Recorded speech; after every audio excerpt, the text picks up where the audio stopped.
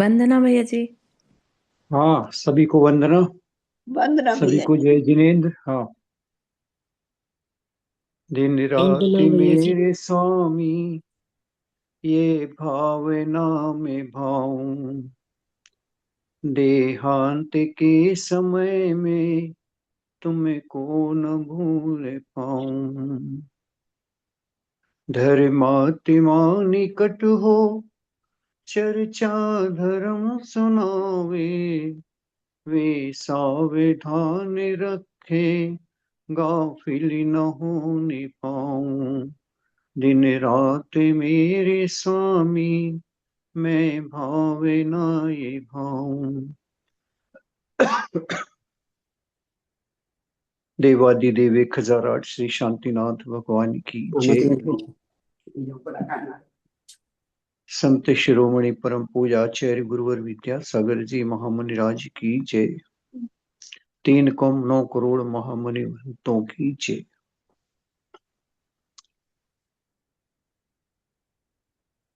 धर्मात्मा निकट हो, चर्चा धर्म सुनावे। क्या सुनावे? ऐसा सुनावे कि जिससे छपक सावधान रहे।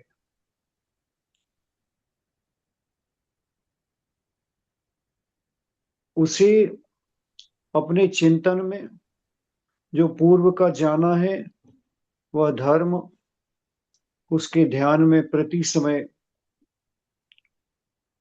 निरंतर निरंतर आवे और वह अपनी वेदना कमजोरी से प्रभावित ना हो। इस बात को लेकर वो धर्मात्मा कैसा होना चाहिए, तो अपन पिछले 2-3 संवाद से उस धर्मात्मा के विषय में चर्चा कर। सम्यक दृष्टि हो, धर्म का पक्ष उसके पास हो, जानकार हो, धर्म को जानने वाला हो,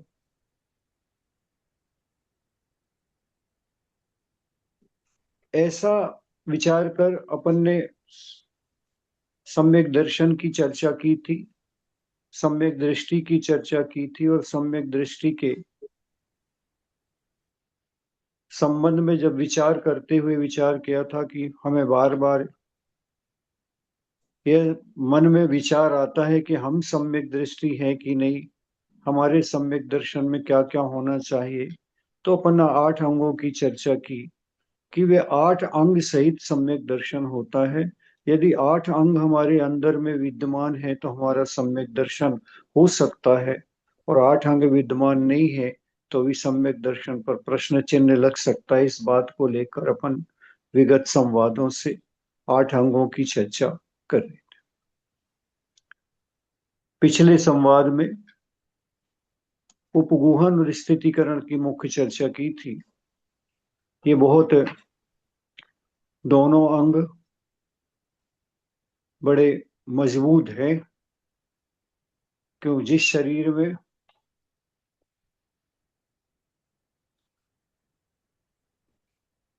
कमर का हिस्सा मजबूत होता है तो वह सारे शरीर को बैलेंस रखता है।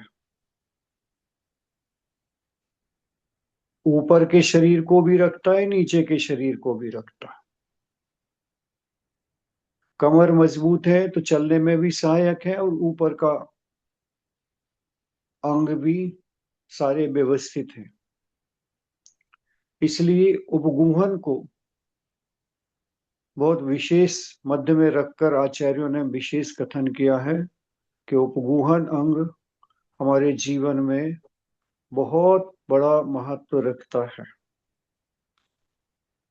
कोई भी संसार में ऐसा प्राणी नहीं है जब तक सिद्ध नहीं बन गया कि जिसके अंदर कोई कमी कोई गलती ना हो। शुद्ध जीव देखना है तो सिद्धों में मिले, संसार के सब प्राणी कर्मों से संयुक्त होने के कारण पूर्व के कर्म के उदय से वर्तमान का हम कितना भी अपना सशक्त बैलेंस रखें, लेकिन पूर्व का कर्म जब उदय में आ जाता है तो दोष आदि बनते ही हैं। उन दोषों के समय समता में रहे, लेकिन दूसरा सम्यक दृष्टि ऐसे धर्मात्माओं के दोष को देखकर उसे विषय न बनावे, अपितु उनके कर्म का उदय जानकर उनके प्रति विनम्रता का भाव रखें, उनके प्रति सहिष्णु बने और उसे स्थितिकरण करके उसे पुनर्धर्म में स्थापित करने का प्रयास करें।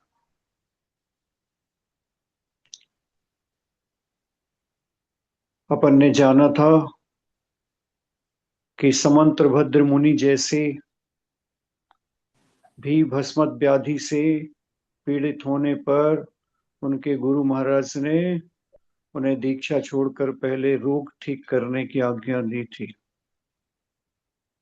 और रोग ठीक करने के पश्चात पुनर्स्थापित हुए, स्थिति हुई, स्थितिकरण हुआ, और पुनः उन्होंने ऐसे तार्किक व्याकरण न्याय के महान आचार्य हुए हैं जिनने जैन आगम में अपना प्रमुख स्थान रखा है। उसी क्रम से चलते हुए आज वात्सल्य अंग की चर्चा करते हैं। ये अंग आंतरिक है, बड़ा आंतरिक है। वात्सल्य का भाव धर्मी से धर्मात्मा को देखकर मन प्रफुल्लित होना चाहिए। हमसे गुणों में अधिक हो उसके प्रति गुणानुवाद होना चाहिए, ईर्ष्या का भाव नहीं होना चाहिए, उसे एक धक्का मारकर गिराने का भाव नहीं होना चाहिए। हो सकता है कि वह आर्थिक रूप से कमजोर हो सकता है कि हमारे से उसकी भाव ना मिलते हो, लेकिन हम ये सब बातों को गौण करके यदि धर्मात्मा है, आचरण से अपना धर्म का निर्वाह कर रहा है, अपने जीवन को अधर्म से बचा रहा है, वह छोटा है हमसे, हीन है, गरीब है या बड़ा है, हमसे महान है, सबके प्रति अंदर में वात्सल्य का भाव होना चाहिए। वात्सल्य एक ऐसा गुण है जो अंदर को प्रफुल्लित करता है, इतना प्रभाव देता है अंदर में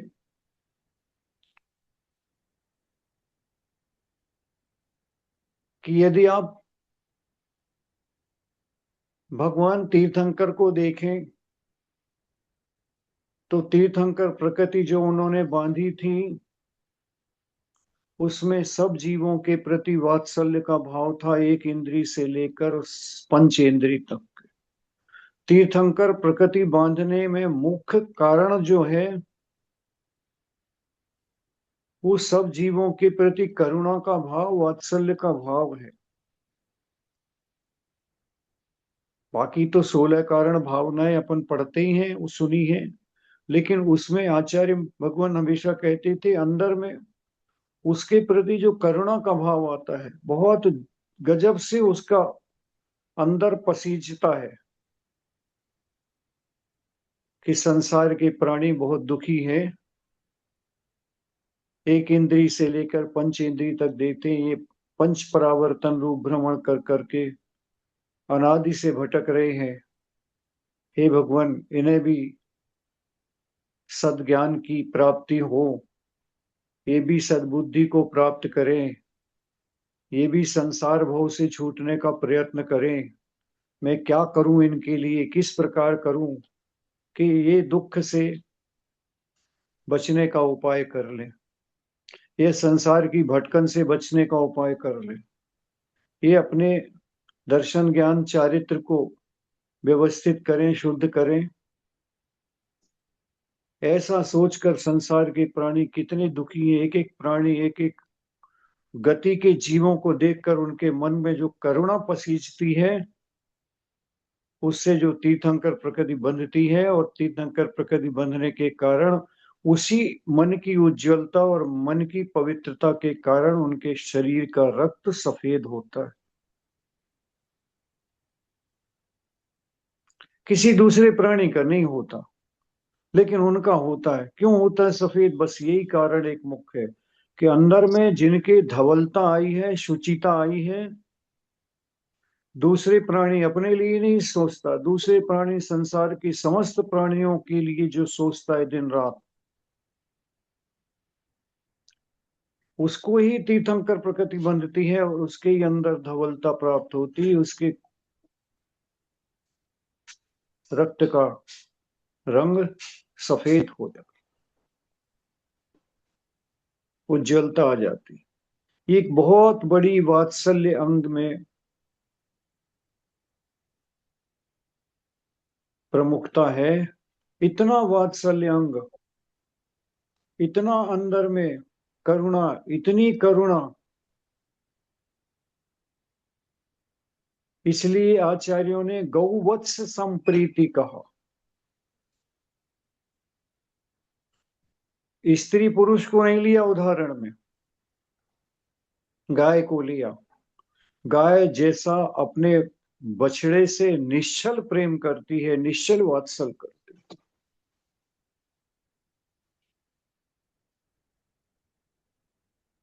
निश्चल शब्द बड़ा वजनदार है।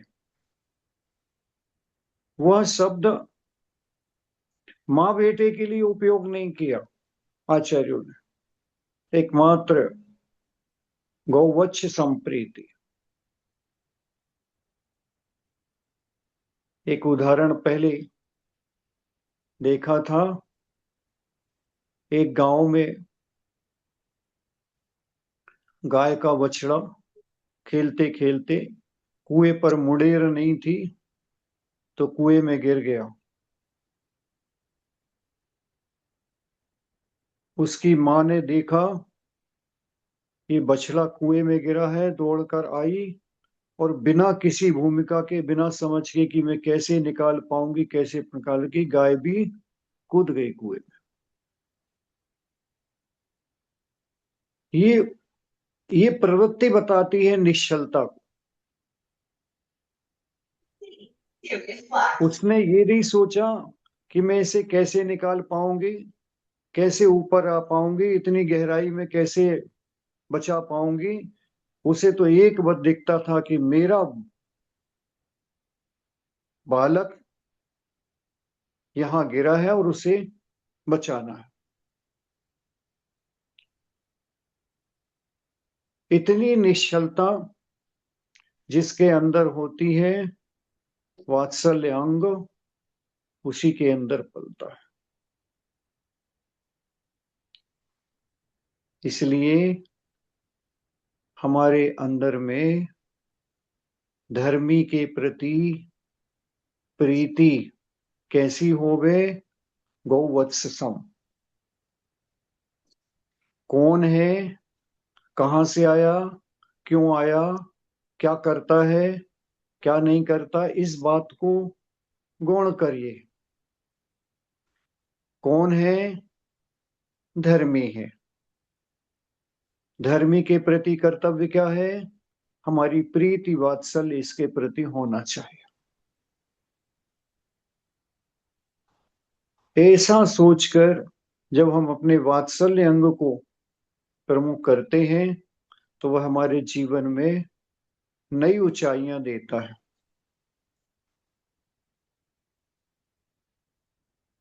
एक और उदाहरण आपके सामने रखते हैं।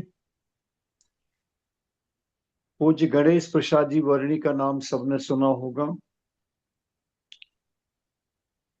जाति से जैन नहीं थे, असाटी धर्म में, कुटुंब में जन्म हुआ था। घर के सामने जैन मंदिर था और वहां पद्म पुराण का स्वाध्याय होता था, उसमें बैठ जाते थे और वहीं से उनका स्वाध्याय क्रम शुरू किया और उन्होंने प्रकारांतर से विद्या अध्ययन की और जैन धर्म को स्वीकार किया।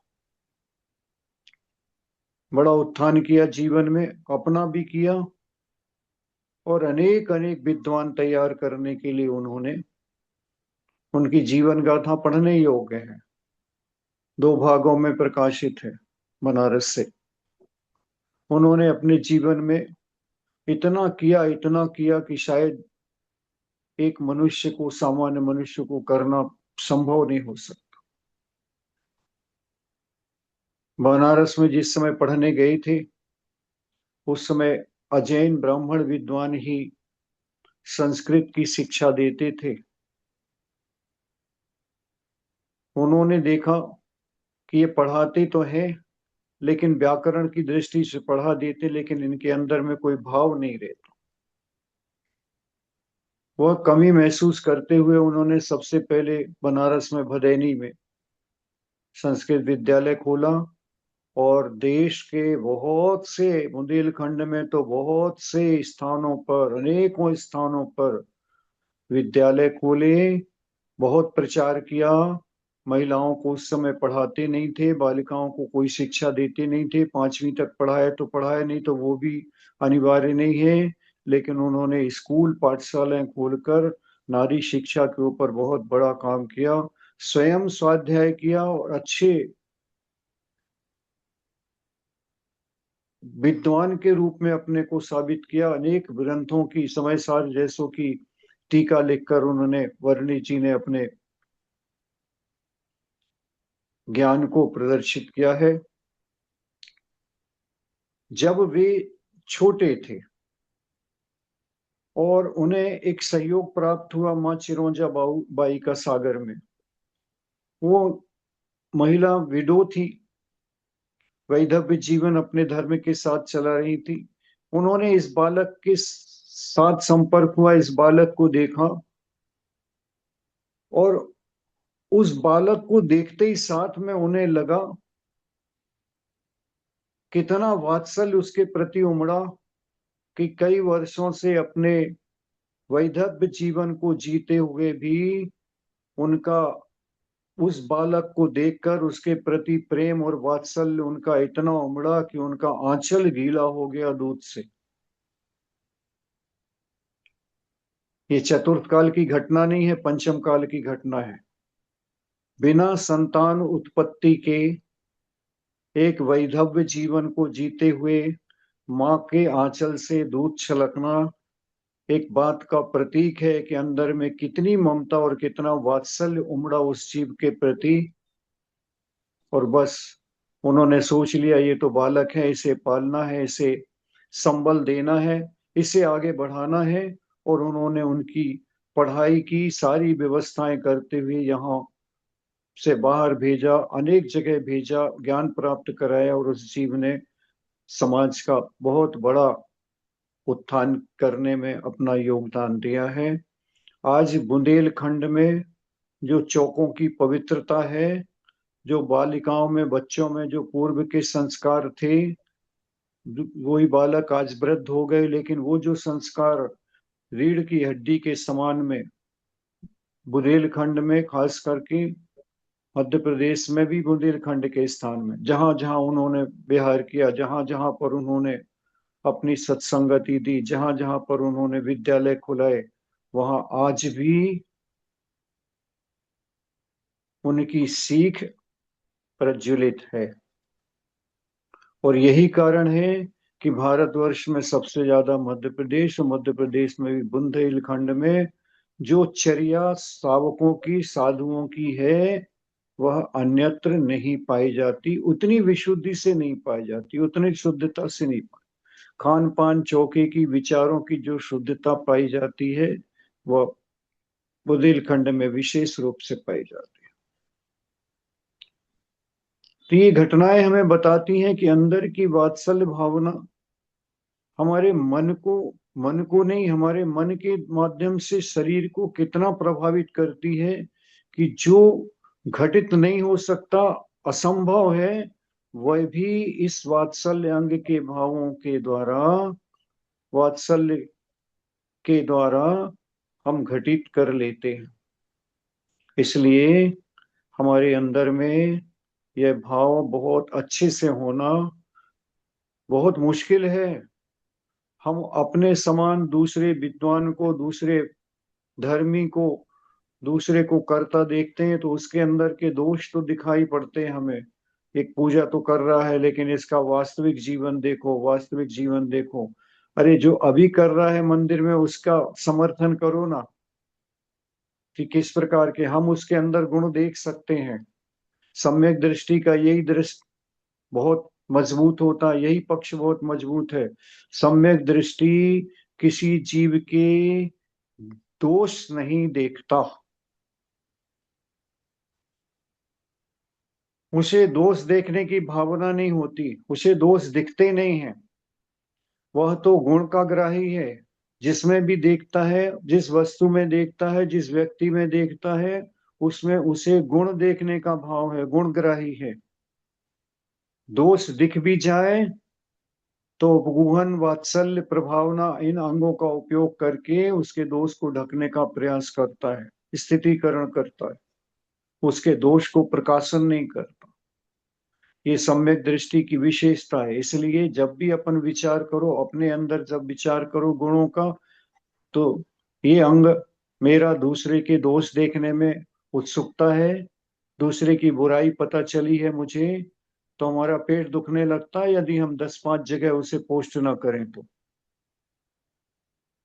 किसी की थोड़ी सी भी कमी हमें दिखाई पड़ती है तो हम, हमारे उंगलियां मोबाइल पर तुरंत सोशल मीडिया पर चलती हैं और उसके प्रचार करने में लग जाती। सम्यक दृष्टि जीव इन सब बातों से परे है। इसलिए हमें अपने सम्यक दर्शन को सुरक्षित रखना है। इन बातों की सीख हमारे जीवन में उतरनी ही चाहिए, क्योंकि यदि ये दुर्गुण भरे रहेंगे तो हमारे जो कुछ गुण हैं वो भी विकारित हो जाएंगे।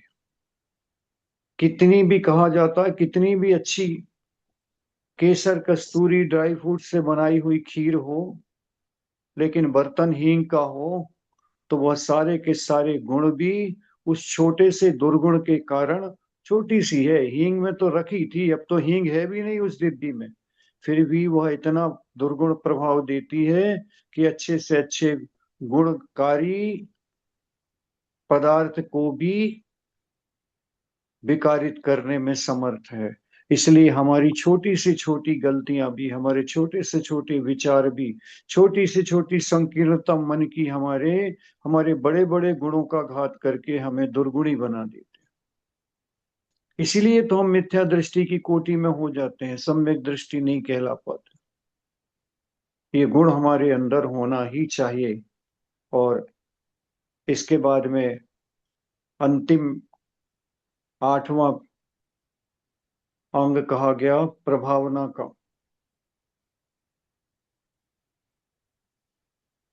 क्या है प्रभावना?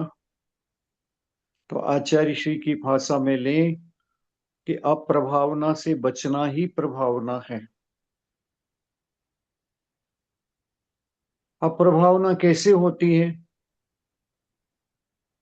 तो आचार्य कहते कोई ऐसा कृत्य जीवन में नहीं करना जिससे धर्म बदनाम हो। तुम व्यक्ति कोई नहीं हो, जिस धर्म में, जिस कुल में तुमने जन्म लिया है, उस कुल धर्म की मर्यादा की रक्षा करना सबसे पहला कर्तव्य है। आप व्यक्तिगत नहीं हो, सामाजिक प्राणी व्यक्तिगत रूप से अपना सब कुछ कार्य करते हुए भी उसे समाज की, कुल की मर्यादा का ध्यान रखना ही है, तभी वह धर्मी की श्रेणी में है। अन्यथा विधर्मी की श्रेणी है, जिसने धर्म को, जो धर्म को बदनाम किया है, जिसने धर्म को बदनाम किया है, वह जैन कहलाने के योग्य कुल में उस कहलाने के योग्य नहीं है। ये कुल किसका है? ये आदिनाथ भगवान से चला आ रहा है वर्तमान युग में। अनादि से तो तीर्थंकरों की परंपरा वाला गुण है। यह वह परिवार है, यह वह खानदान है जिस खानदान में, जिस कुल में तीर्थंकर से जन्मे हैं। हमें हमारे कुल का पता नहीं है, 2-3 पीढ़ी का तो पता होता है, इसके आगे का पता नहीं होता है। निश्चित जानो, उच्च कुलीन की परिभाषा करते हुए आचार्यों ने इसी बात को प्रमुख लिया है कि जिन कुलों में पूर्व में धर्मी दीक्षार्थी मुनि हुए हैं, भले 10-20 पीढ़ियों में ना हुए हों, इसके पहले तो रहे निश्चित से, फिर आगे कोई हो सकता है। यह कुल परंपरा जो चलती है, उच्च कुलीन कुल परंपरा, यही गाथा गाती है। इसलिए हम नहीं ले पा रहे अभी, कोई बात नहीं। पिछली पीढ़ी ने नहीं ले पाया था, नहीं ले पाया था, अगली पीढ़ी नहीं ले पा रही, नहीं। लेकिन कुल हम कुलीन हैं, उच्च कुलीन हैं। और हमारे परिवार में, हमारे कुल परंपरा में निश्चित रूप से धर्म का बीज था, धर्म का बीज है, और धर्म का बीज रहेगा। इसलिए हमारे सुनने और पढ़ने के, समझने के, अपने जीवन को ऊंचाइयों पर ले जाने के भाव हैं। अन्यथा हम भी अभी तक मिट गए होते, हमारे भाव भी मिट गए होते। संसार की स्थिति को देखकर भाव में हम भी बह गए होते। और आज हमारा ये धर्म सुनने का साधन, धर्म पढ़ने का साधन कुछ भी हमें प्राप्त नहीं होता।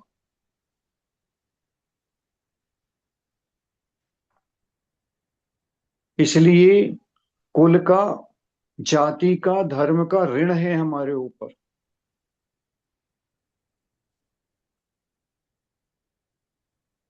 हमारे पूर्वजों ने हमारे साथ अमानत में खयानत नहीं की। अमानत में खयानत क्या होता है कि पूर्व के पूर्वज जो धरोहर रख गए थे, उसे परंपरा से, जैसे घर संपत्ति आदि मिलती है, उस परंपरा से उसे धर्म भी स्वीकार करना चाहिए।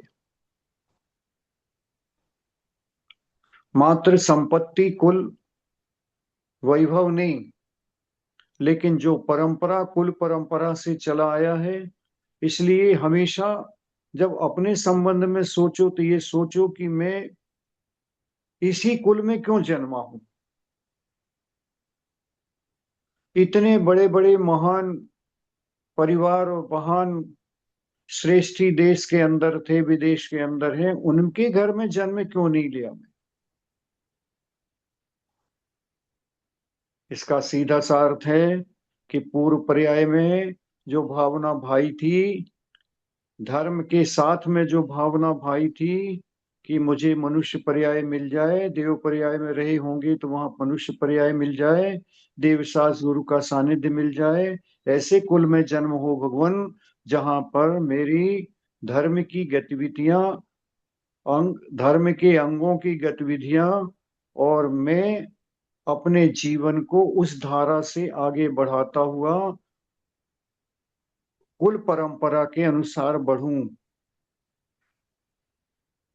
और अब आपका कर्तव्य है कि यह सारा का सारा अगली पीढ़ी में आपको देना है। पूर्वजों से जो मिला है अमानत में, उसका ख्यानत नहीं करनी, माने उसका लोभ नहीं करना, उसको हड़पना नहीं है, उसको आगे की पीढ़ी में देना है। अगर आपने अपने तक सीमित रखा है तो ये आपकी हड़पन हो जाएगी, खयानत हो जाएगी। जो अमानत में मिली, जो आपको सौंपी थी, वह इसलिए सौंपी थी कि आप इसका उपयोग करो और इसको आगे बढ़ा देना। अमानत है, ये पीढ़ी दर पीढ़ी आदिनाथ भगवान से चली आई है, वर्तमान शासन नायक से।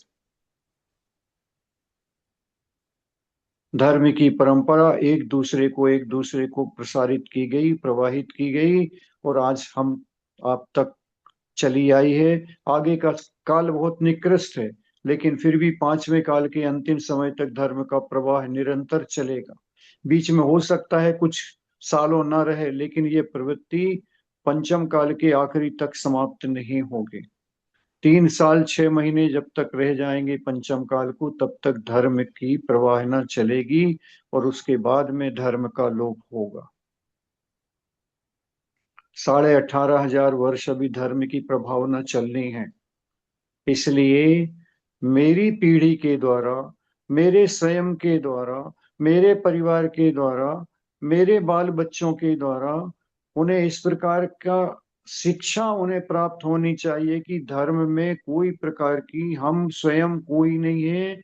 हम स्वयं व्यक्तिगत होते हुए भी हम कुल के, धर्म के, जाति के अंग हैं, और उस धर्म के अंग होने के नाते हमारा नैतिक कर्तव्य है कि हम स्वयं धर्म को अपनाएं, और उस धर्म को अगली पीढ़ी में आगे बढ़ाकर, जैसे सब कुछ सौंपेंगे, धन संपत्ति परिवार सब कुछ सौंपेंगे, उसी तरह धर्म भी सौंपना है। यही प्रभावना है।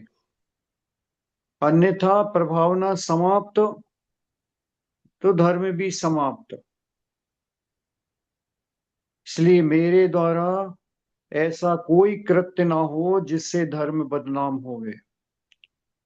इस प्रकार का कोई कार्य ना होवे मेरे द्वारा जिससे कुल में, जाति में, धर्म में दाग लगे।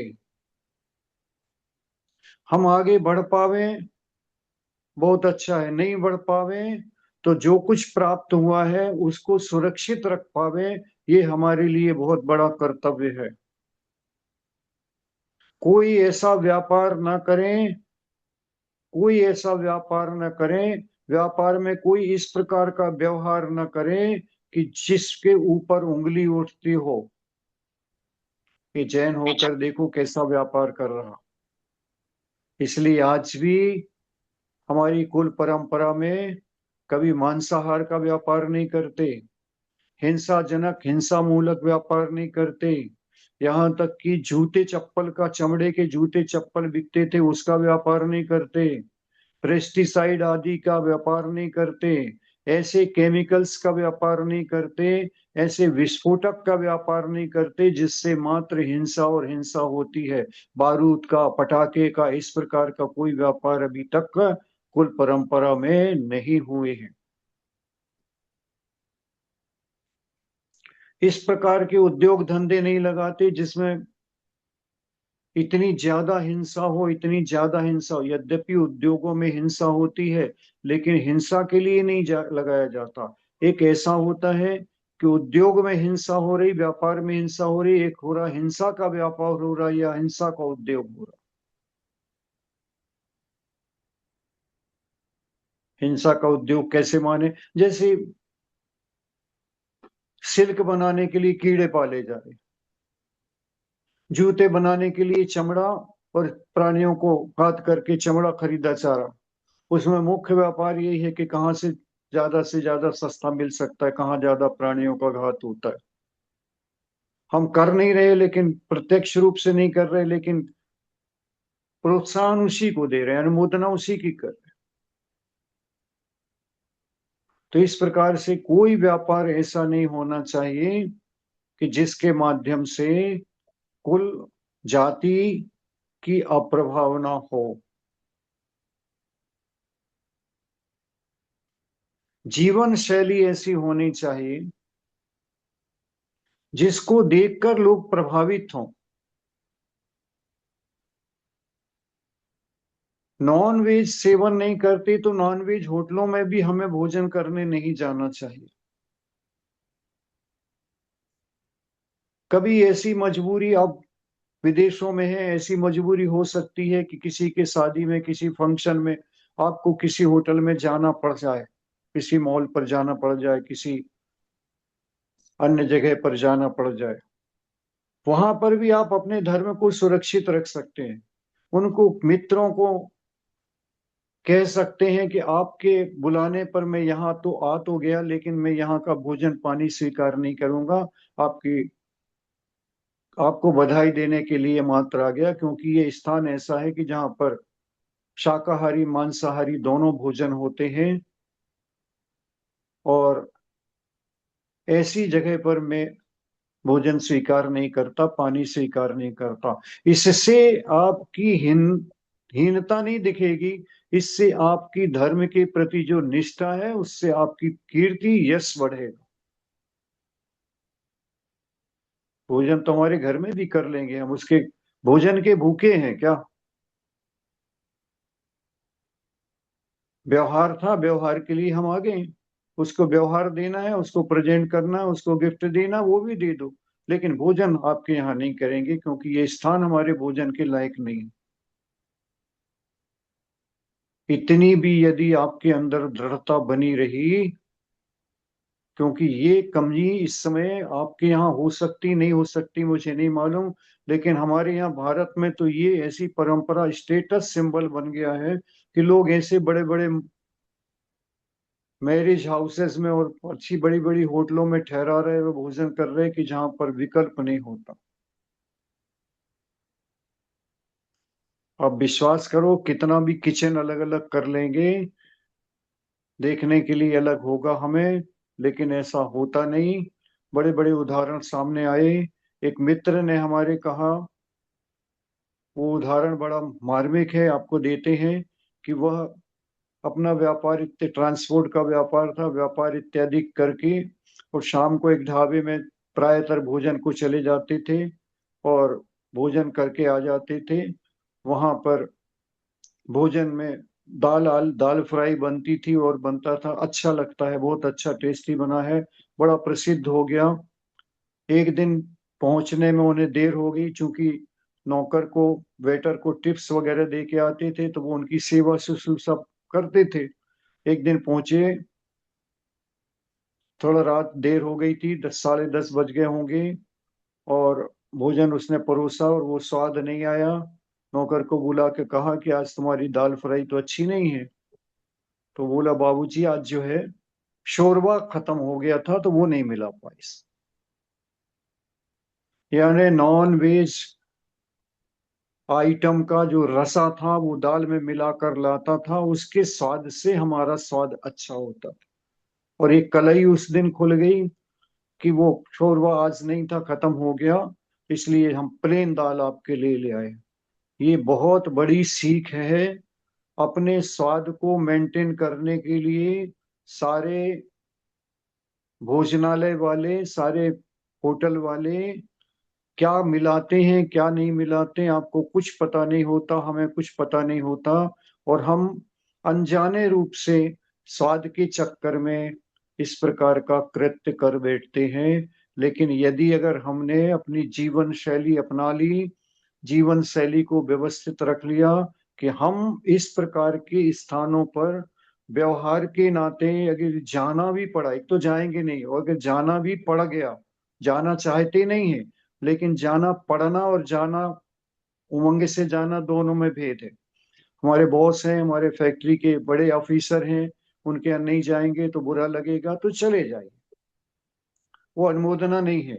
मन से जा रहे हैं, मन से जा रहे हैं कि मुझे इनके यहाँ भोजन नहीं करना है, मुझे तो त्याग है, मेरा तो ज्यादा हो तो बहाना भी बना लोगे, झूठ भी बोल लोगे कि मेरा व्रत है, तो भी वह सत्य की कोटि में है।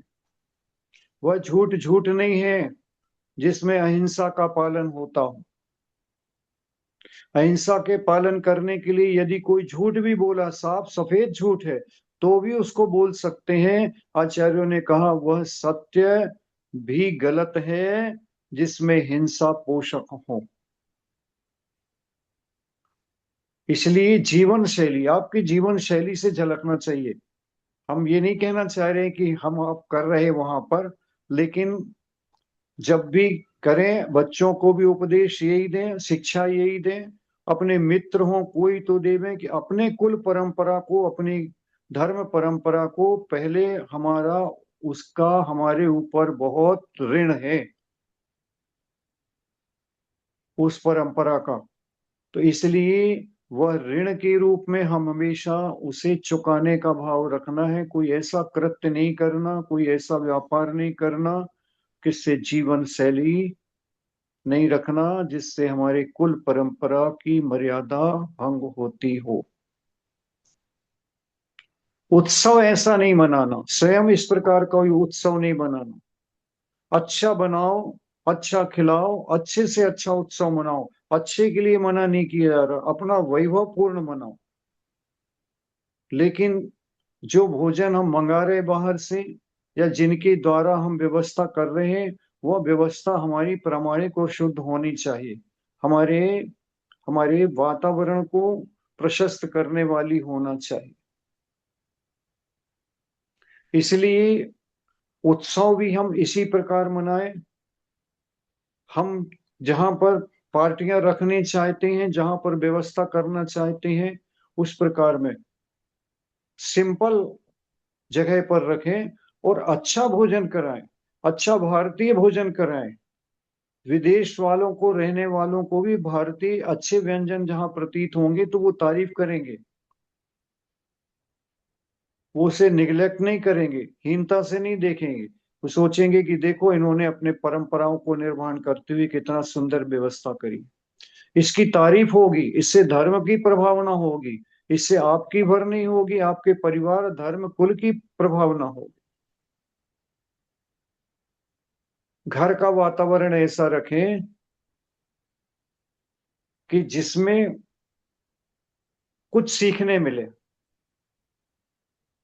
घर का वातावरण ऐसा रखें, आप बहुत सिखाएंगे उसकी अपेक्षा स्वयं का आचरण, स्वयं का वातावरण घर में रखेंगे, उसके अनुसार स्वयं पीढ़ी को सीखने मिलता है, स्वयं जानने मिलता है। उन्हें अलग से कहना नहीं पड़ता, उन्हें से ये नहीं कहना पड़ता कि अब रात्रि में भोजन न करो, या कम से कम एक बार महीने में, हफ्ते में नहीं जा पा रहे, दूर है, पर अपन बाहर रह रहे हैं, दूर है, तो भी एक हफ्ते के अंदर अपन एक दफे भगवान के दर्शन करने तो चलेंगे। पिकनिक करने तो बहुत जाते हैं, हर हफ्ते जाते हैं, हर छुट्टियों में जाते हैं, नहीं, लेकिन उसके पहले ऐसे स्थान पर पिकनिक को जाएंगे। पिकनिक को मना नहीं किया जा रहा, लेकिन ऐसे स्थान का चयन करेंगे जहां पर हमें जिनालय के भी, भगवान के भी दर्शन हो सके। इसलिए घर का वातावरण प्रशस्त है। इस प्रकार की चित्रों आदि का प्रयोग, इस प्रकार के वातावरण का प्रयोग नहीं करें जिससे, जिसको देखकर मन में गंदगी आती हो। क्योंकि निमित्त, चित्र, वातावरण, बातचीत, शब्द, दृश्य, ये सब मन को प्रभावित करते हैं। हमारा पारिवारिक जीवन है, उस पारिवारिक जीवन में भी हमारा ब्रह्मचर्य है। एक देश ब्रह्मचर्य कहलाता है ये, उसका भी पालन हो, शील का भी पालन हो, और उस पालन के साथ में हम अपने नैतिक दायित्व को पूरा करें। इस प्रकार का कोई घर का वातावरण न रखें हम कि जिसके द्वारा हमें स्वयं या हमारे घर में आने वाले, बैठने वाले, देखने वाले या परिवारजनों के मन में कोई प्रकार की गंदगी, उस वस्तु को देखकर, उस चित्र को देखकर, उस वातावरण को देखकर उनके मन में किसी प्रकार की क्रोध, मान, माया, लोभ, हास्य, रति, अरति, शोक, भय, जुगुप्सा, स्त्री वेद, पुरुष वेद, नपुंसक वेद, ये 13 प्रकार की कसायों का उद्वेग ना आवे। उनके मन में हिंसा का भाव ना आवे, उनके मन में बैर का भाव ना आवे, उनके मन में किसी से बदला लेने का कोई भाव ना आवे। इस प्रकार का वातावरण घर का रखना चाहिए। ऐसा कोई कृत्य बर्ताव न करें, कोई आचरण न करें जिसमें जैन कुल में बट्टा लगे, हमें नीचा देखना पड़े।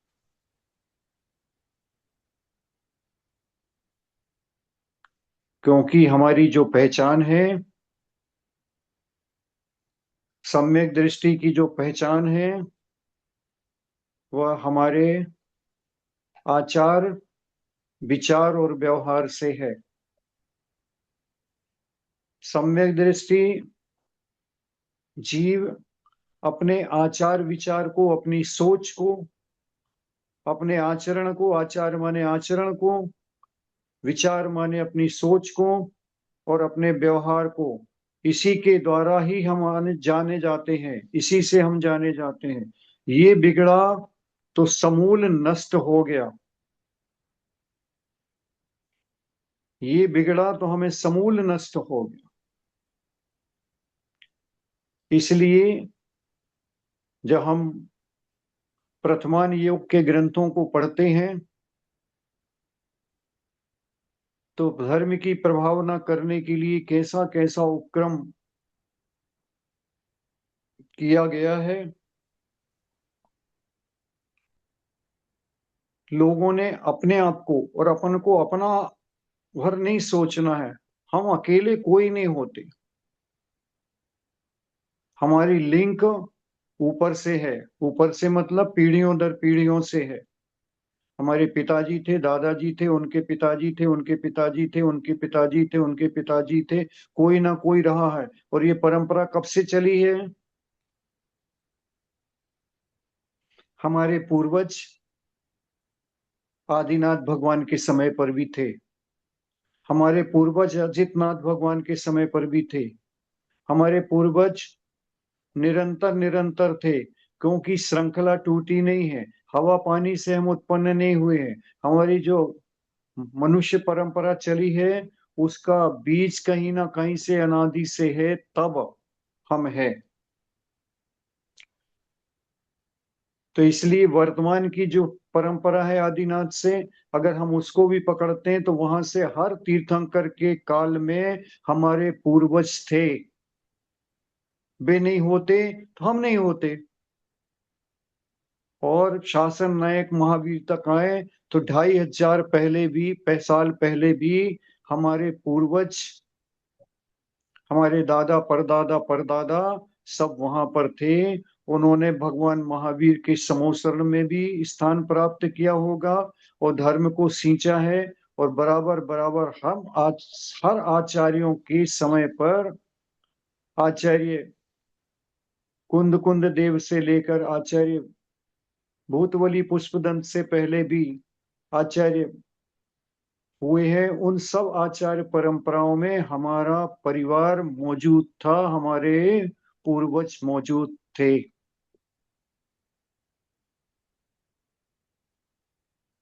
उन्होंने एक पीढ़ी ने भी, फिर से कहता हूं, पूरी श्रृंखला माने चेन चली आई, एक पीढ़ी ने भी यदि धर्म का लोप किया होता, अधर्म किया होता, धर्म से बाहर हो गए होते, तो आज हम धर्म में प्रयुक्त नहीं होते, उस कुल में धर्म जन्म हमारा नहीं हुआ होता।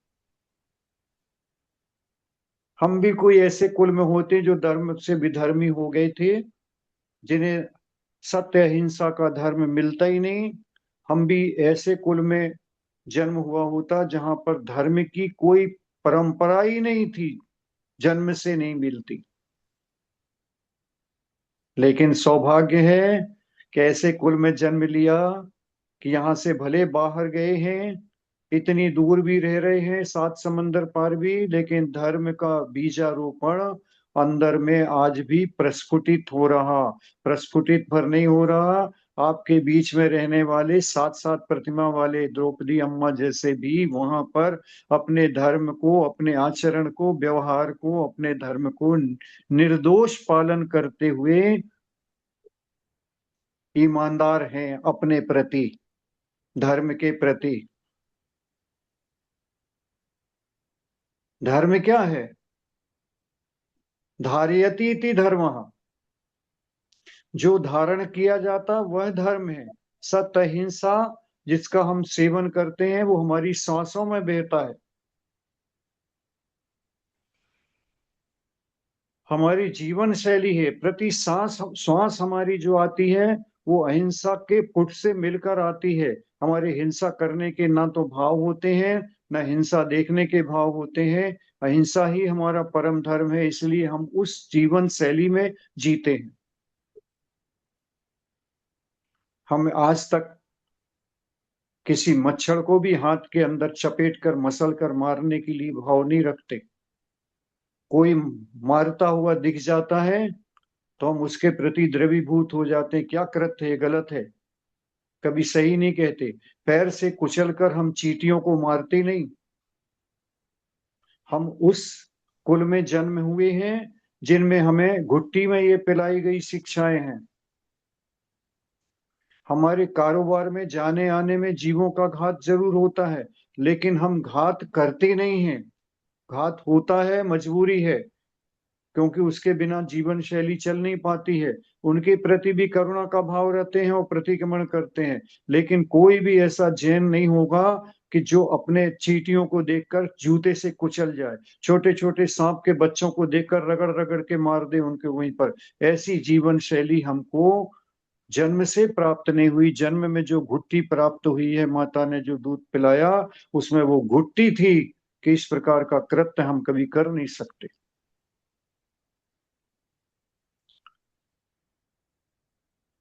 इसलिए हमें इस धर्म की प्रभावना को करना ही है। जैसे हो, हम स्वयं कोई नहीं होते हैं, धर्म के अंदर जीवन हमने पाया है, तो धर्म के प्रति जो हमारा ऋण है, कुल के प्रति जो ऋण है, उस ऋण को हमें इसी तरह चुकाना है कि मेरे द्वारा कोई ऐसा कृत्य ना हो, मेरे द्वारा कोई ऐसा कार्य ना हो, मेरे द्वारा कोई ऐसा व्यापार ना हो, मेरे द्वारा मेरी जीवन शैली कुछ इस प्रकार ना हो, घर का वातावरण इस प्रकार ना हो, उत्सव आदि में इस प्रकार ना। जितना बोले बोल सकते हैं हम, लेकिन थोड़े शब्दों में समझाना चाह रहे हैं। समझाने नहीं चाह रहे। आप सोचोगे हमें समझा रहे, हम आपको नहीं समझा रहे, हम स्वयं समझ रहे हैं। स्वाध्याय वह वस्तु है जिसमें अपने लिए अध्ययन किया जाता है, स्वयं के लिए। दूसरे का भी लाभ हो सके तो ले लो, लेकिन मुख्य उद्देश्य हमारा आपको समझाना नहीं, अपने स्वयं को समझाना। इस प्रकार का कोई कृत्य हमें नहीं करना कि जो हमारा आचार विचार और व्यवहार से हमें दोषी बनाए। और यही कारण है हमारे गुरु देव शास्त्र गुरु जी कहे, हमारे शास्त्र जब भी बात कहते हैं, पाप से बचने के लिए, अनीति अनाचार अत्याचार से बचने के लिए और बचाने के लिए कहते हैं। उनकी जीवन शैली, मुनि महाराज को देख के उनके आचार व्यवहार और व्यापार, उनके आचार विचार व्यवहार से जाने जाते हैं ये गुरु। उनमें जब तक शुद्धता रहती है, जब तक ही वे गुरु कहलाते हैं। और हम उनके अनुयायी हैं। जो शुद्धि हमारे अंदर होगी, हमारे विचारों के अंदर होगी, हमारे व्यवहार से होगी, तो हमें भी उस रूप से जाना जाएगा, देखा जाएगा, समझा जाएगा।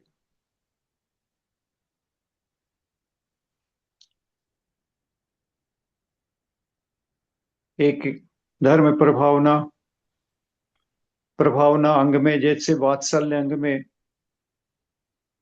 विष्णु कुमार मुनि महाराज को समंतभट्ट स्वामी ने रखा। अपनी सारी साधना को छोड़ दिया। आचार्य लिखते हैं कि वो इतने गहन ध्यान में चल रहे थे उस समय कि शायद यदि वह रूप रख कर उन्हें आना ना पड़ता तो केवल ज्ञान को प्राप्त कर लेते। इतना कठिन साधना उनकी चल रही थी। लेकिन जैसे ही ज्ञात हुआ, छुल्लक जी ने उनको सारा वृत्तांत बनाया, एक पल भी नहीं लगाया, अपनी दीक्षा को भी ध्यान नहीं रखा, और बटुक का रूप करने के लिए उन 700 मुनियों की रक्षा के लिए धर्मी का कर्तव्य था। ये हमारा कर्तव्य है। यदि वो ये नहीं करते तो उनके सम्यक दर्शन पर प्रश्न चिन्ह लग जाता। वात्सल्य कैसा था धर्मी के प्रति, इसलिए उन्होंने कुछ नहीं सोचा और सीधे पहले अपने वात्सल्य अंग का पालन करते हुए उन 700 मुनियों की रक्षा करी। बाद में पुनः दीक्षा धारण करी और पुनः कठोर ध्यान किया, और ध्यान के बल पर केवल ज्ञान करके उसी पर्याय से वे तो मोक्ष चले। ऐसे वात्सल्य अंग के धनी विष्णु कुमार महामुनिराज, अकंपनाचार्य आदि महामुनिराजों की 700 मुनियों की रक्षा की थी। कथा हम सबको बचपन से मालूम है, श्रावण की कथा हम सुनते हैं। उसी प्रकार प्रभावना अंग में आचार्य महाराज ने वज्र कुमार मुनि को रखा है, और उसका जो अंतिम दृश्य है उसमें उर्विला रानी का नाम प्रसिद्ध है, जिसने आष्टानिका व्रतों में अपने आप को व्रत करने के पश्चात, व्रतों में धारण रखने के पश्चात, उर्विला रानी को अपन जानते नहीं थे, वज्र कुमार का नाम तो सुना था, लेकिन उर्विला रानी उसी कथा का अंग है। और पूज्य प्रणब सागर जी ने जो विधान लिखा है नंदीश्वर का 5616 अर्घों वाला बड़ा विधान, उसमें जब भी वो विधान कराते हैं तो उसमें पात्र के रूप में, प्रमुख पात्र के रूप में उर्विला रानी को बनाते हैं, क्योंकि उसी के द्वारा यह विधान किया गया। और विधान के बाद में जो धर्म रथ यात्रा की गई, उस रथ यात्रा में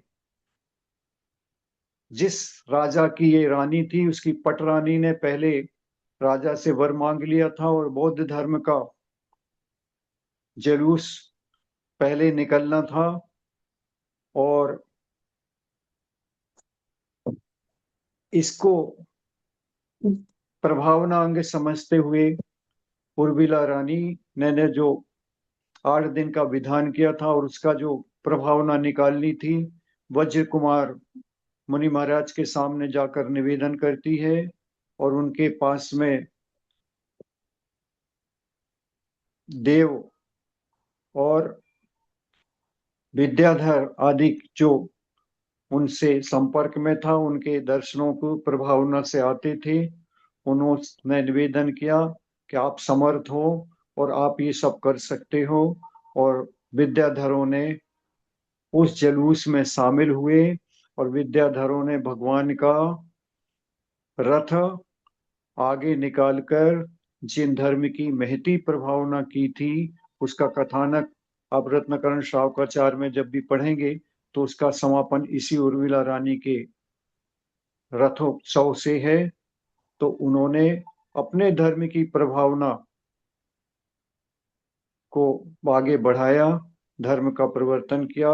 इसलिए जब कभी भी धर्म की प्रभावना निकलती है कोई कार्यक्रम के पश्चात, तो उसे मात्र जुलूस ना समझें, वह समझें कि ये धर्म, जिन धर्म की प्रभावना सड़क पर आ रही है, और इसी धर्म की प्रभावना के कारण हमारा धर्म जयवंत है, जयवंत रहेगा, जयवंत था। इस प्रकार ये 8 अंगों की चर्चा हमने आपके सामने की है।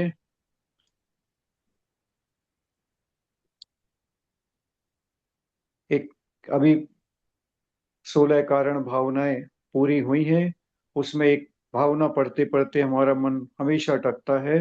उसकी पंक्ति आती है, शील सदा जो दृढ़ नर पाले, सो औरन की आपद टाले। एक जीव निर्दोष धर्मशील को पालन करने वाला यदि महान व्यक्ति होता है, तो उसके शब्द दूसरे की आपदा को टालने वाले हो जाते हैं, उसके पास वचन सिद्धि हो जाती। वो कह देता है कि नहीं, ऐसा नहीं, ऐसा होगा, जाओ ठीक हो जाएगा। तो वह मृत्यु शैया को भी प्राप्त होता हुआ जीव, इतना रोगी भी ठीक होकर आता है। ये उसकी वचन की प्रामाणिकता क्यों बनती है कि जब वो पंक्ति पढ़ोगे, शील सदा दृढ़ जो नर पाले, वो दूसरों की आपदा टालने में भी सशक्त हो सकता है। इसलिए हम सब अपने अंदर इस प्रकार के 8 अंगों सहित निर्दोष सम्यक दर्शन की भावना करते हैं कि भगवान, हमें दूसरे के दोषों को न देखते हुए, अपने गुणों को गुणग्राही बनते हुए, हम अपने अंदर धर्म समेटकर इस प्रकार की भावना रखें कि हम अपने धर्म को सुरक्षित रखें, समाज को सुरक्षित रखें, राष्ट्र को सुरक्षित रखें और अपने धर्म पालन के साथ में अपने आगे भविष्य को सुरक्षित रखें। इस प्रकार की जो भावना है वही 8 अंग देते हैं। इन अंग को सुरक्षित रखते हुए अपने सम्यक दर्शन को सुरक्षित रखना है। आगे का संवाद और इसी क्रम में आगे चलेगा। द्रौपदी अम्मा के लिए हमारी बहुत बहुत भावनाएं हैं कि वे अपने व्रतों को निर्दोष पालन करते हुए आगे बढ़ें और वहां पर रहकर ऐसा आदर्श उपस्थित करें कि आगे भविष्य में भी 50 साल लोग वहां रहने वाले आपको याद करें और सोचें कि यहाँ पर भी आपने अलग जमाई की व्रती बनने का विकल्प यहाँ पर आपने दिया, प्रकल्प दिया और आगे बढ़कर एक कदम आगे बढ़ा है आपने। इसलिए आपको हमारी कोटि कोटि बधाई है, सद्भावना है। आप बढ़ें आगे और निरंतर विकास करते हुए धर्म की ध्वजा को, प्रभावना को उस कैलिफोर्निया में भी फहरावें। ऐसी पवित्र भावना से आप सभी को जय जिनेन्द्र, जय जिनेन्द्र, जय अम्मा जी, जिनेन्द्र। आपको प्रश्न है कुछ? अम्मा जी, द्रौपदी अम्मा जी। अब मैं यही है कि भैया जी कुछ ऐसे हमको संबोधन दो जिससे हमारे विचार दृढ़ बने रहे। विचार दृढ़ रहते हैं तो शरीर में भी शक्ति आ जाती है।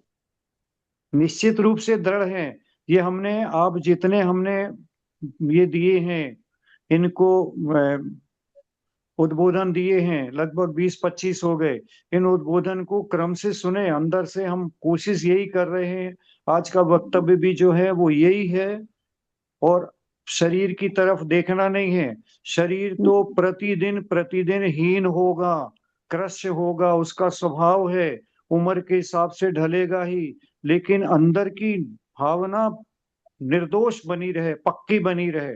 अंदर की भावना कि मैं अपने लक्ष्य को प्राप्त करके ही रहूंगी, मैं अपने लक्ष्य को प्राप्त करूंगी। मुझे भावों से हीन नहीं होना, भावों से कमजोर नहीं होना। और जब कभी भी आपको ऐसा लगे, आप हमारे पास में मोबाइल कर लो, हमसे बातचीत कर लो। कुछ समस्या हो तो कर सकती हैं फोन, और कुछ विचलन होता हो जब कर सकती हैं। हम आपके भावों को पूरा पूरा संभालने का प्रयास करेंगे, आपको हौसला देंगे। आप चिंता मत करो, क्योंकि हम यही तो कर रहे हैं सुबह से शाम तक। हमारे पास में जितने भी भारत में समाधि करने वाले जो भी हमारे संपर्क में आता है, कल ही एक समाधि संबित शिखर जी में पूर्ण हुई है और उनको पैरालिटिक हो गया था, सारा सब कुछ विपरीत था। लेकिन हमने उनको कहा कुछ नहीं, हमें कुछ नहीं करना है, कोई औषधि नहीं करना है। डॉक्टर कह रहे थे औषधि करना है, हमने कहा नहीं करना है, औषधि करने में इनका सब कुछ बिगड़ जाएगा। और उनकी बेटी ने कहा हमें औषधि नहीं कराना है।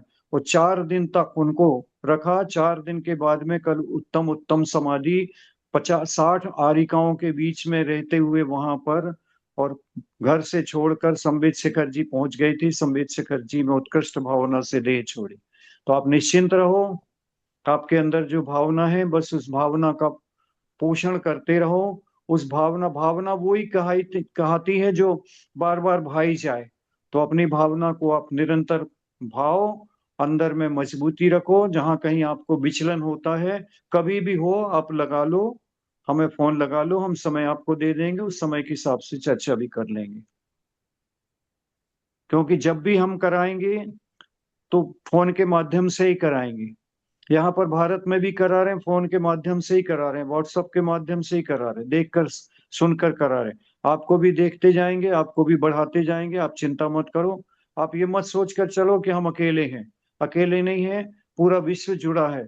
और जहां से जिसकी जरूरत पड़ेगी वो मुनि महाराज आपको संबोधन कर देंगे, सब कर देंगे। आप चिंता मत करो, बस आपने लक्ष्य को सामने रखो और जब भी आपको जरूरत पड़े हमें कॉल कर लें। धन्यवाद। हाँ, जी भैया। रीटा रीटा आंटी ने भी हाथ रेज किया, प्लीज। हैं? एक आंटी और रीटा आंटी आपको पूछ रहे हैं कुछ? हाँ, जय जिनेन्द्र भैया। हाँ, मुझे एक सवाल है। यहाँ पे है ना, स्वामी वात्सल्य बोलते हैं, तो वो वात्सल्य उनका ही एक भाग है? मतलब पानी क्या भोजन कह रही? नहीं, यहाँ पर जो है मंदिर में, हमारे मंदिर में जब भोजन हाँ। करवाया जाता है किसी के द्वारा तो उसे स्वामी वात्सल्य बोलते हैं। तो ये टर्म ऐसा कहना ठीक है? ये अब वो वात्सल्य श्वेतांबर अंग के, परंपरा है, तो ये श्वेतांबर वात्सल्य में परंपरा में आएगा? वात्सल्य भोज कहते हैं, जी जी स्वामी जी। वात्सल्य भोज। हाँ तो जी हाँ जी। वो वात्सल्य भोज का अर्थ वहां पर है धर्मी वात्सल्य भोज है वो। तो हाँ। वात्सल्य अंग में आएगा ये? नहीं, वात्सल्य अंग में नहीं आएगा। ये तो एक दूसरे के प्रति भाव रखते हुए, जैसे हम कभी किसी को निमंत्रण करके बुलाते हैं तो उसमें वात्सल्य भोज ऐसा दिया जाता कि सब लोग एक साथ बैठेंगे, सब लोग एक साथ भोजन करेंगे, और ये एक दूसरे के प्रति वात्सल्य का भाव है। ये व्यवहार वात्सल्य है। ठीक अच्छा। है भैया जी। ये व्यवहार वात्सल्य है कि हम एक धर्मी एक दूसरे के साथ बैठेंगे तो आपस में प्रेम होगा और आपस में धर्म की बढ़ती है। एक दृष्टि से देखो तो वात्सल्य का जो हम घरों में भी निमंत्रण करते हैं शादी ब्याह में, वो इसलिए तो करते हैं कि धर्मी सब इकट्ठे होंगे, समाज के लोग इकट्ठे होंगे, आपस में बैठेंगे, भोजन करेंगे तो आपस में भाईचारा बढ़ेगा। इसमें हर्ज नहीं है, दोष नहीं है। और ये वात्सल्य अंग ऐसा नहीं कह सकते अपन, लेकिन प्रभावना की दृष्टि से भी और आपस में भाईचारे की दृष्टि से भी इसे स्वीकार किया जा सकता है। लेकिन सम्यक दृष्टि के वात्सल्य अंग की अपेक्षा वात्सल्य अंग वहां दूसरा कहा जा रहा है, वहां उसकी गहराई ज्यादा है। ये तो सामान्य एक शिष्टाचार है। हाँ, थैंक यू, हाँ जी। वेरी क्लियर हो गया अभी। हाँ, जय जिनेन्द्र, सभी को जय जय जिनेन्द्र। जिनेन्द्र। वंदना भैया जी। वंदना भैया जी। वंदना भैया जी, जय जिनेन्द्र भैया जी। वंदना भैया जी। हाँ। वंदना भैया।